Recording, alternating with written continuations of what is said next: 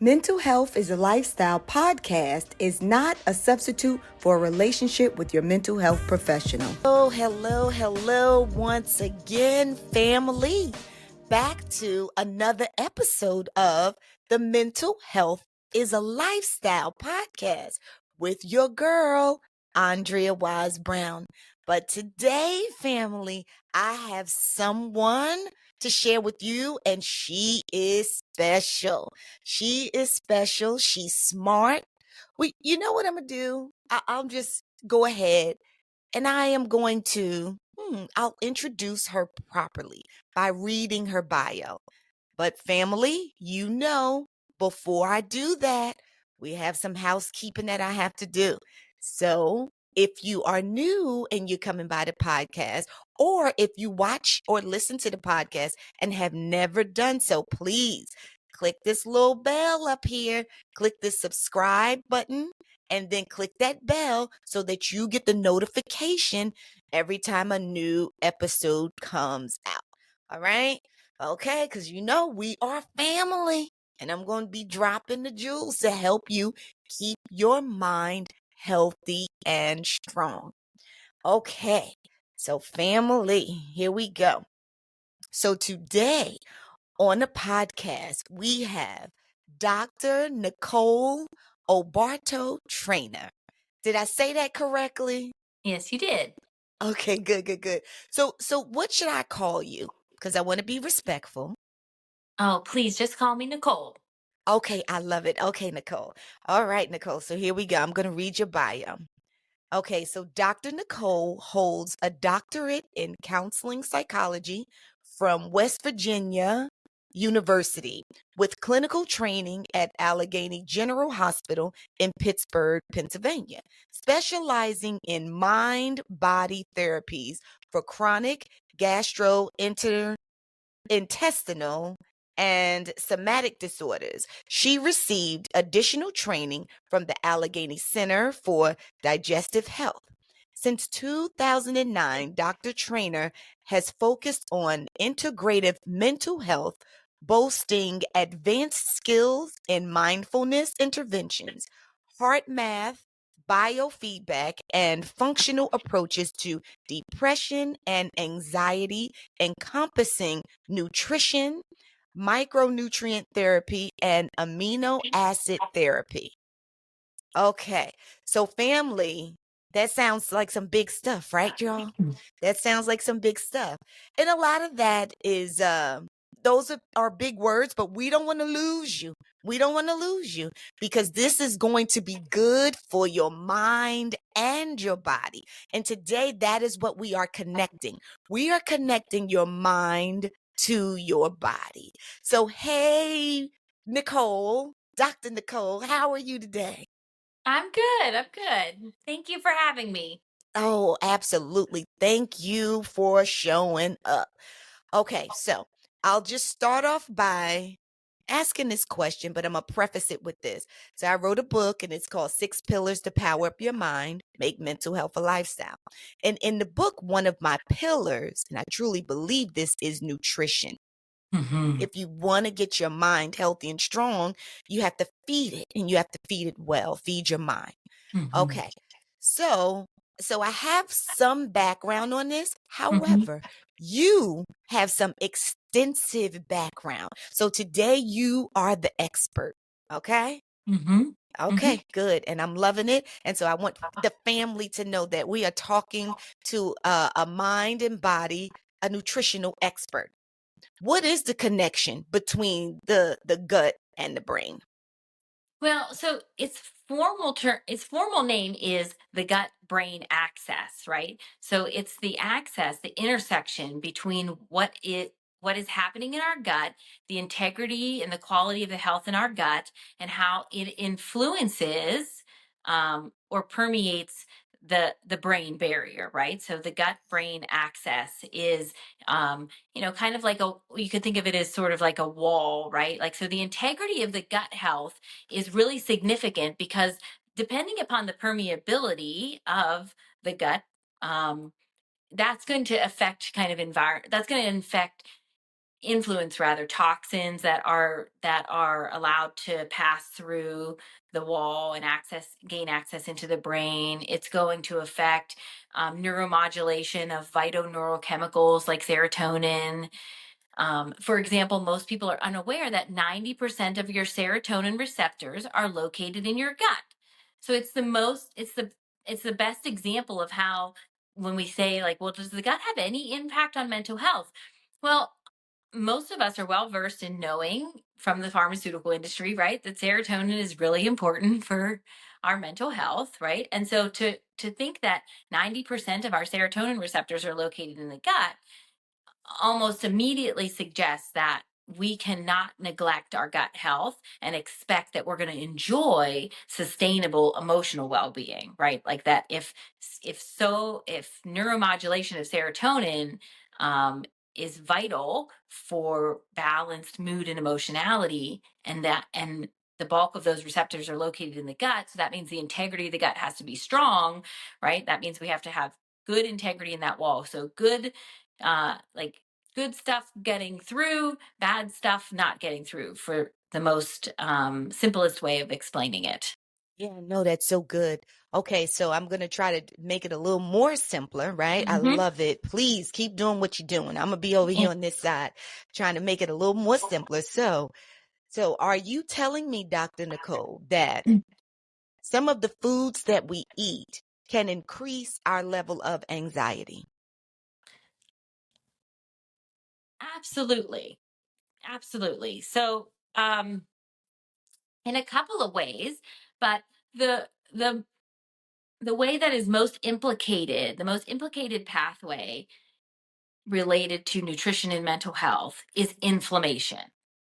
So Mm. if we are eating a lot of pro-inflammatory foods, Mm-hmm. we are producing a lot of pro-inflammatory cytokines, and they are wreaking havoc in our entire system, right? And they're Mm. absolutely um, playing a role in our gastrointestinal health. They're Mm-hmm. playing a role in our nervous system, uh, all functional systems of the body, right? Like Mm-hmm. inflammation disrupts all functional systems of the body. Absolutely. So when you ask me, are there certain foods that we can eat that can cause us to have more anxiety? Absolutely. At the very Mm-hmm. basic level, when we're eating foods that create an inflammatory process in our body, that is going to potentially be one implication for disruptions in emotional well-being, like anxiety and depression. Mm-hmm. If we are, so many of us are really much more aware now of things like gluten and dairy, and right, like we've in our culture, we're now offering up dairy alternatives and gluten free. There's so much more gluten free in our grocery store, and this is kind of a newer thing, right? Like Yes. that Mm-hmm. we're paying attention to. And so that's another area where you say, like, are there certain foods that we could eat that it could increase our anxiety? So if we have food sensitivities, um, if we have a food sensitivity, for example, like to gluten, and Okay. we're eating a tremendous amount of gluten, the amount of gluten in our system can actually then start to behave in a toxic way, Mm-hmm. right? So when we talk about um, moving beyond medication or just traditional psychotherapy and taking more of a wellness oriented approach to maintaining and sustaining emotional well-being throughout the lifestyle, we have to understand kind of how our bodies, like our individual body at the individual level, and what is going to uh, be a threat to our emotional well-being. And those are environmental toxins, right, as well as nutrition that's depleted nutritional states, right? So when we talk about the essential micronutrients and trace minerals, um, that we're not as readily getting from our food sources, because our food sources are so stressed out because of the demands on production of food, combined with the integrity of our gut health being compromised in so many situations, because it's having to manage so much inflammation, or it's having to manage so many environmental toxins, Mm-hmm. that makes it difficult for it to actually drive the vital micronutrients and trace minerals from the good foods that we are eating in order to be able to operationalize them for the essential functions, the essential biochemical functions for balance, mood, and emotionality. So let me ask you this. I want to go back to the gluten thing. So I loved it when you started saying, these are the big things that we see now. We go in stores, everything is gluten free, gluten free.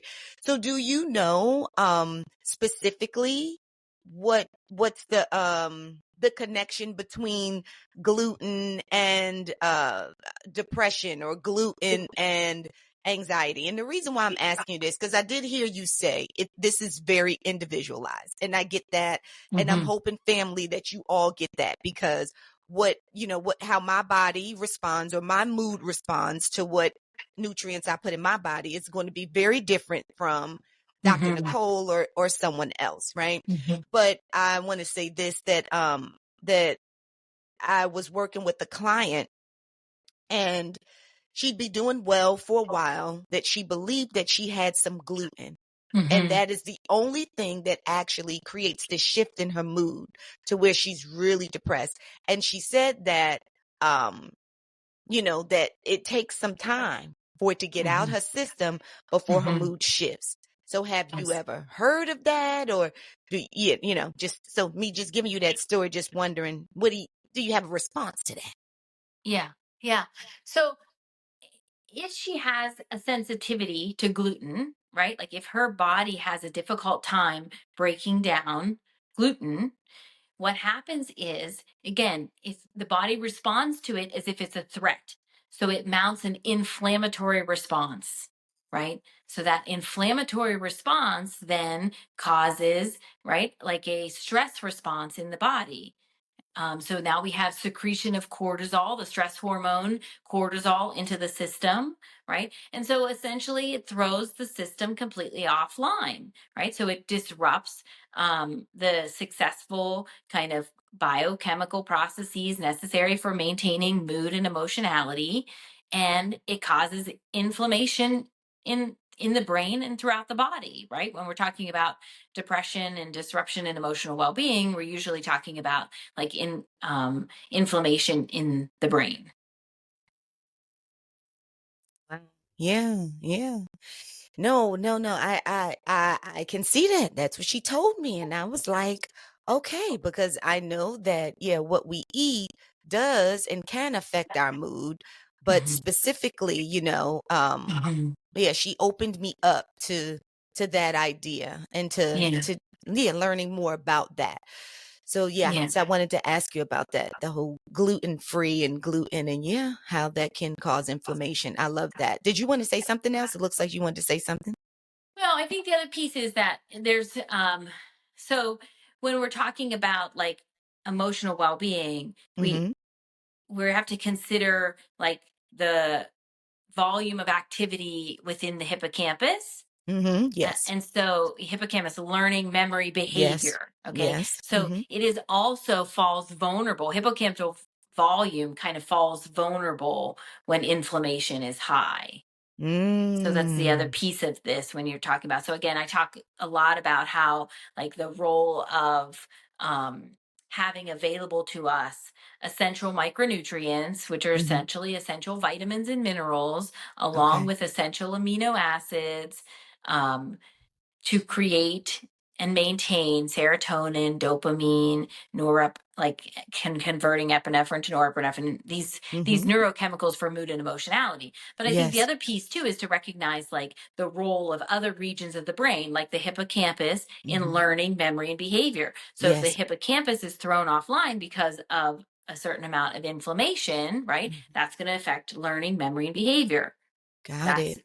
these are all three of those things, all three of those um attributes of living, I guess you could say, would be, would have implications in depression.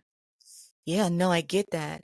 And so, I'm loving how you're speaking about um amino acids and nutrients. So, can you tell us, please, what are we supposed to be eating that's going to keep the inflammation down Hey, family, come on over here because I have something for you. Starting off with a go to guide for keeping your minds healthy and strong. This right here is the Bible to mental health. It's your mental health Bible. The name of it is 6 Pillars to Power Up Your Mind and Make Mental Health a Lifestyle. Everything that you need to know about keeping your minds healthy and strong is in this go to guide. Where you get it from? Well, you get it from awisebrown.com/shop. But in this go-to guide, honey, in this mental health Bible, you know what you're going to find out? You're going to find out the benefits of aromatherapy, and how it can shift your mood.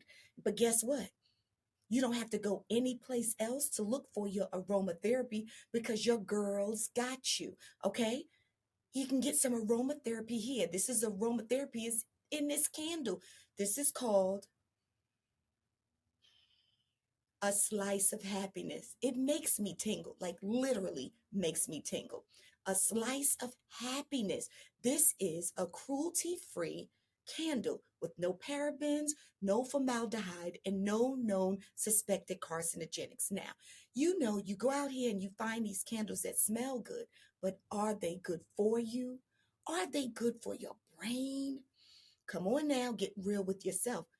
Well, this one smells delicious and it's good for you. Made with essential oils. It's a soy candle.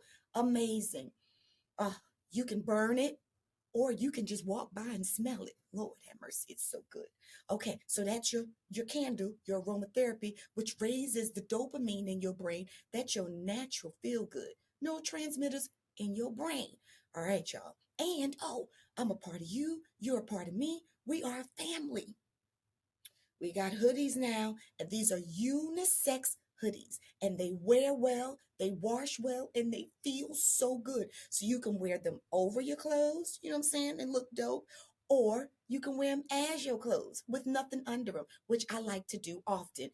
And when you travel everywhere, I mean, every time I wear them, I'm moving around. People are always asking me whether I'm traveling, going to the supermarket. What's that? Who's that? And I'm like, mental health is a lifestyle. Because see, this is on the back. Okay? They come in white and they come in black. I'm like, join the family. Mental Health is a Lifestyle podcast. So there you go. Family, don't you ever say that I ain't give you nothing. You get all of these things from awisebrown.com/shop. All right? I got your goods. I got you. You don't have to go anyplace else. I'll see you on the other side. Like I know about, omega 3s, there's certain Mhm. things, the Mediterranean diet, the Japanese Yes. diet, and all those things I do. And I speak about those. But Mhm. yeah, could you please, Nicole, educate us on what should we be eating to keep our moods balanced? Yeah. So I think, again, the Mediterranean diet is probably one of the most highly researched diets, Okay. right? When it comes to reducing inflammation, the relationship between Mediterranean diet and various disruptions in emotional well-being or mental illnesses, the relationship between the Mediterranean diet and chronic disease processes, right?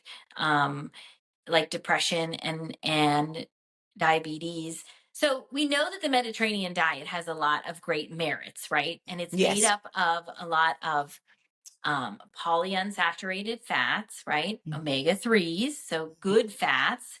Good fats is made up of a lot of whole grains, dark leafy greens, leafy greens in general, right? But dark leafy greens tend to be really micronutrient rich, especially in B vitamins. B vitamins are very, very essential for mood and emotionality, energy, right? They're a very important micronutrient. Um, so we're talking about whole foods, right? We're trying to stay away from foods that are processed.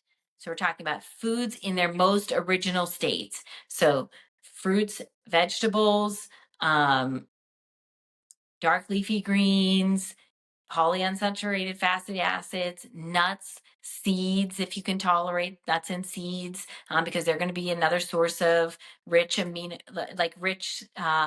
acids, right? So like pistachio nuts, for example, are like have a complete protein profile, a complete amino acid profile. So it's a really good nut. Is So it I, really? Wait, hold on, Nicole. Let me Mhm. just ask you this. Okay, so pistachios, because I was gonna say specifically. So what about when I eat cashews? I don't know, they might not be good for me, but Mhm. okay, cashews and sunflower seeds. Mhm. No? Yeah? Yeah, I mean seeds and nuts, like so almonds obviously almonds are a big part of the Mediterranean diet. Mm, Um and they're often cited the most, but sunflower seeds, uh yeah, just seeds and nuts. I think the idea is that uh-huh. you're making a shift from a traditional Western diet, which unfortunately is mostly processed foods, right? Would be donuts and cookies and freaking chips. That's what you're saying. Yes. Okay, go Yeah, ahead. mostly processed foods, right? So Yes. again, I say it's process, not perfection, right? Like that's what Mm, overwhelms people when they think about nutrition and they think about mhm, changing the way that they eat.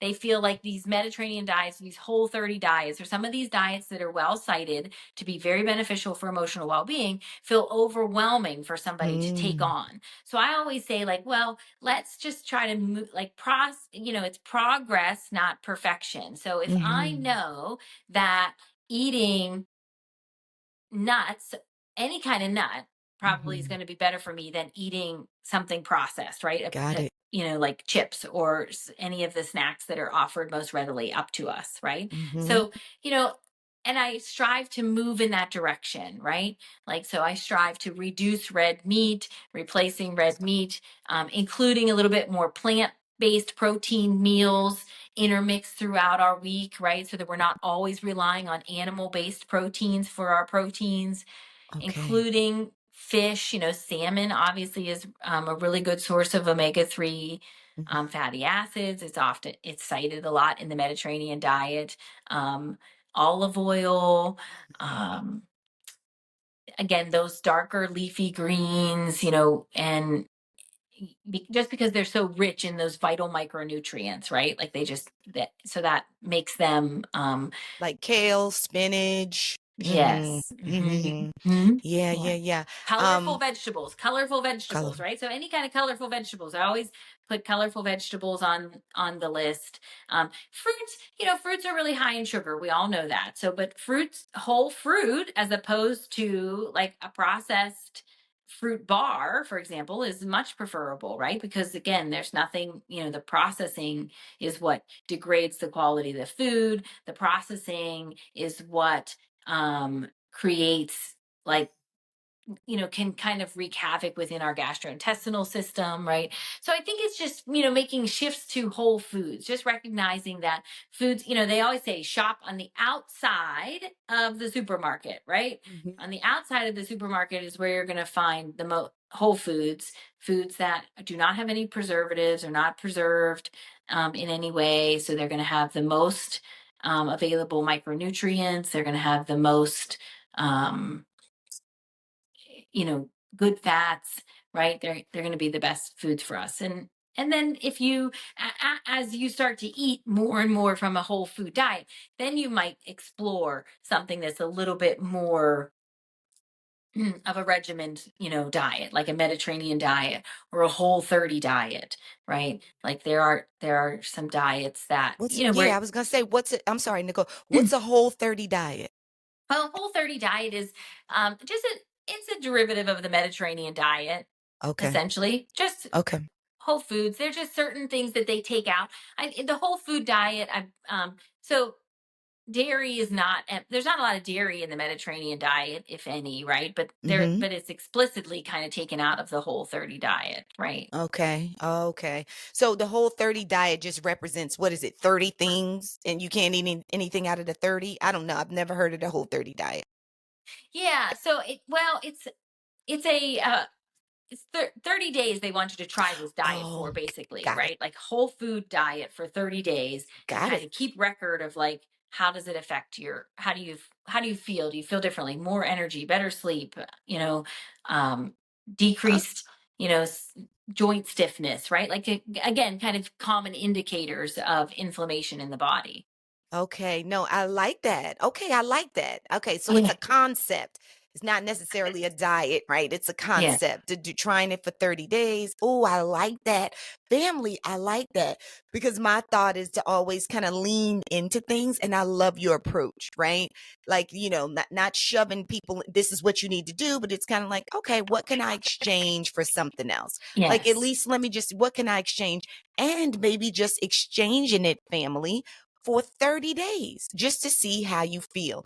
Because I always talk about that's so interesting. In my book, I write about whys. I have these whys challenges at the end. Hmm. And so I kind of give a whys challenge to do it for 2 weeks. But I Yeah. get it. There's one out there to try these wise foods for 2 weeks. But there's a diet out there that's saying for 30 days. Yeah. Okay, okay. I love that. I love that. I haven't eaten red meat in um over 25 years, right? Hmm. Or pork. Okay. Hmm. What was so interesting is this, which is good. I'm fine. I don't yearn it. I don't want it. It's good. Hmm. However, I had my child, and when we had our child, she's never had it. So like I did have it, for the first Hmm. few years of my life, but she's never had a beef or pork ever. Okay, and so now I was literally watching, there's a Netflix special that just came out. I don't know if you're aware of it. God dog it. I don't know the name of it. I need to get the name. But where there's like it's a stomach that's up Hmm. on in the front of it. I don't know if you've seen it. But anywho, they start talking about, the body and how um having certain foods in your body makes your stomach stronger, right? So Hmm. even if some of those foods aren't as healthy for you, just at least your body experiencing them, it creates these, I guess, microbiomes that are in your stomach that kind of fight off, I guess, other things that come through your body. When we talk about like the microbiome, right? Like in the gut, Yes. we want to have both good and bad bacteria, right? Because we want to be able to we want good bacteria, and then we want bacteria that might be labeled bad bacteria, because we need them to be working together for just the reason that you suggested, right? Like if our gut has never encountered and learned how to manage something that isn't ideal for it, so to speak, right? Then whenever it encounters it, it has a pretty strong inflammatory response, right? It doesn't know what to do with it. So when we talk about having like eclectic gut bacteria, we talk about having kind of a varied bacteria, some that might be labeled good bacteria and some that might be labeled quote unquote bad bacteria. But the presence of those varied bacteria is what makes for strong gut integrity. So that means what the gut encounters an environmental toxin, whether that be a toxin from a substance that we're exposed to, a cleaning product that we have, something in our air, something in our water, something in a food source that we eat, then Okay. it can successfully navigate that, and it doesn't compromise the permeability of the gut brain wall, right? Like that wall that's designed to the integrity of that wall is so important, right? Yes. Because Hmm. that's what doesn't allow um, invader bacteria, if you will, to pass through to our blood, to our brain. Got you. Okay, so Dr. Nicole, how do we make that wall strong? How do we keep it strong? So is it going back to like eating the as I just gave that, eating more healthy, more plant-based, the whole Mediterranean diet? Like, is it going back to that?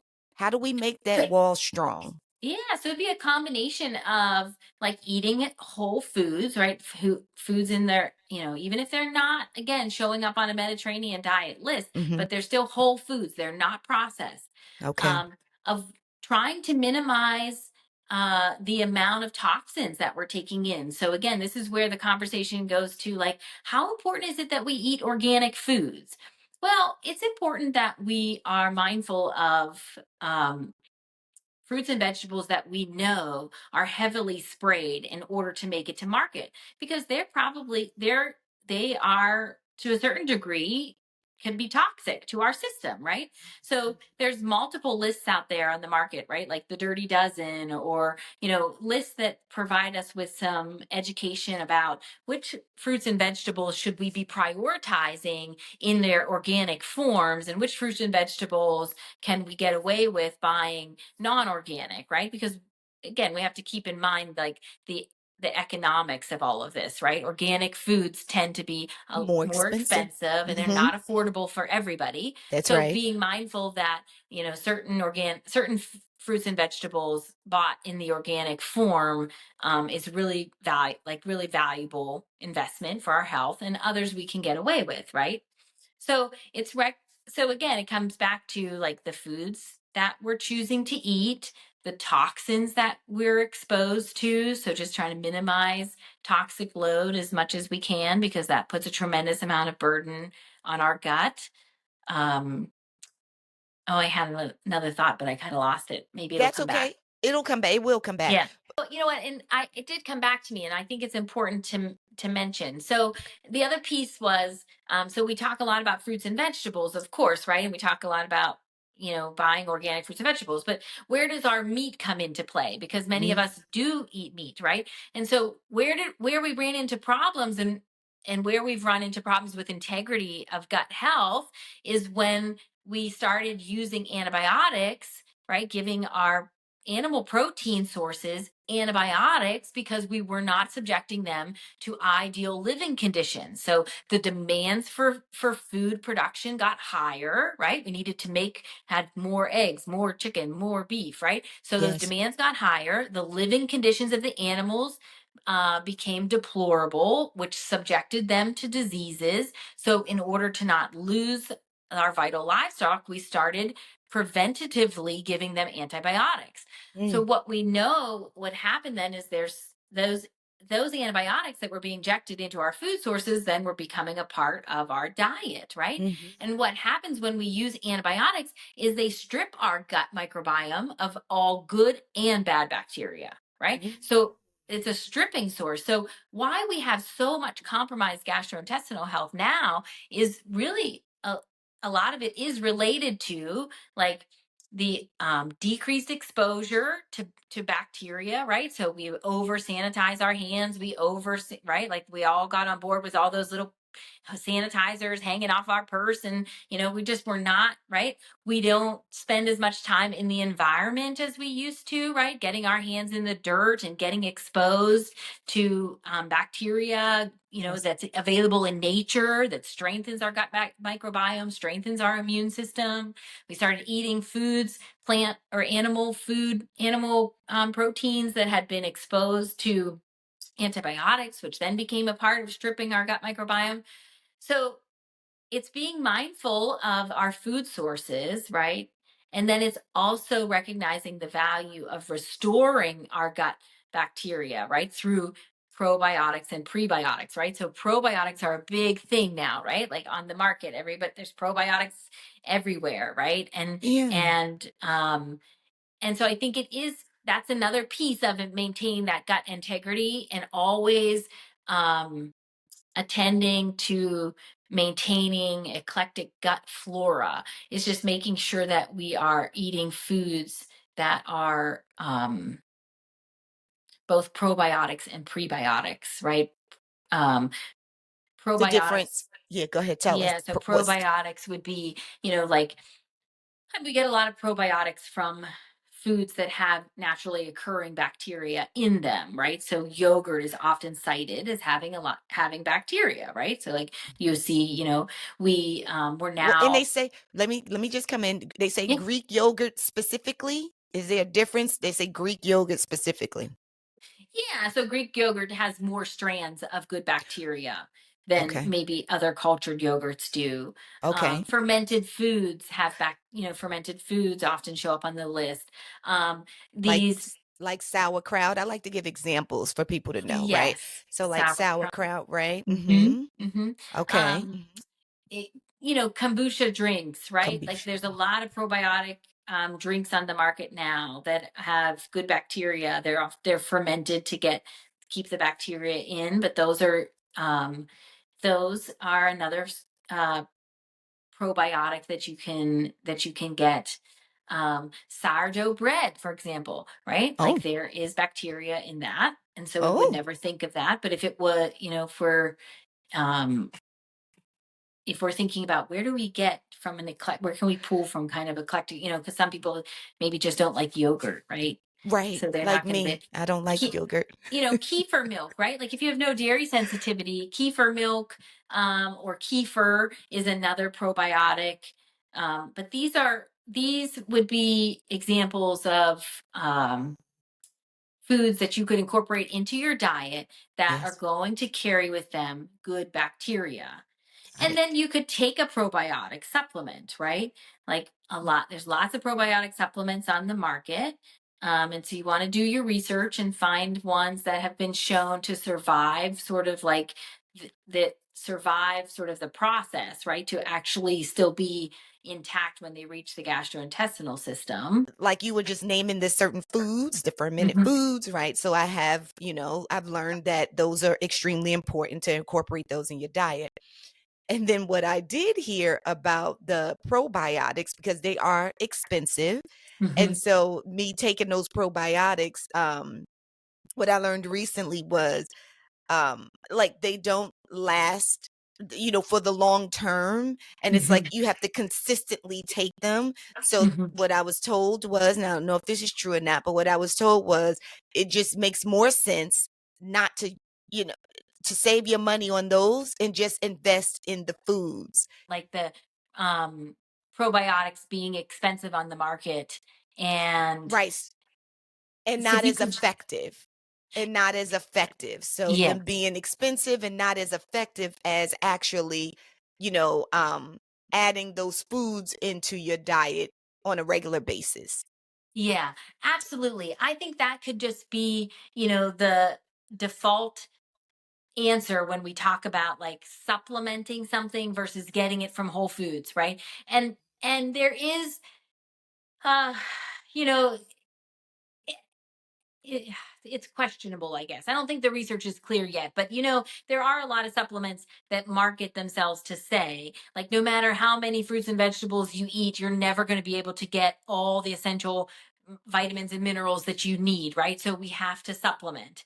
I don't know that there's been any clear research that says yes, that's true, right? Like even if you're eating really healthy and you eat lots of fruits and vegetables and you eat lots of whole foods, you're still going to fall short.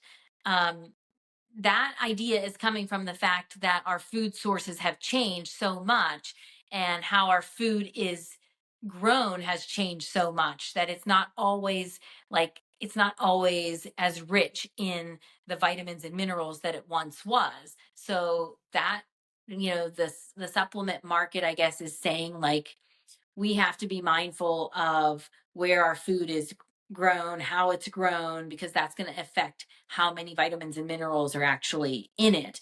And so I think that comment kind of translates to the probiotic market as well, right? Like, so how True. much can we get all the probiotics that we need from the foods that we eat? I think if they're a regular part of our diet, I think if we find that foods that are rich in good bacteria are a regular part of our diet, I think we can feel pretty good about getting that. And I think if you're going to supplement with a probiotic, you just want to make sure that it's a probiotic that has been researched and has good integrity, so that that you're actually getting something for your investment. No, I Hmm. get it. I get it. That makes sense. That makes a whole lot of sense. So, this was something that I learned recently. Just wanting to know your thoughts on this. What is it? Is it fecal microbiome transplant? Tune in next week to hear Dr. Nicole's opinion on fecal transplants and natural antidepressants.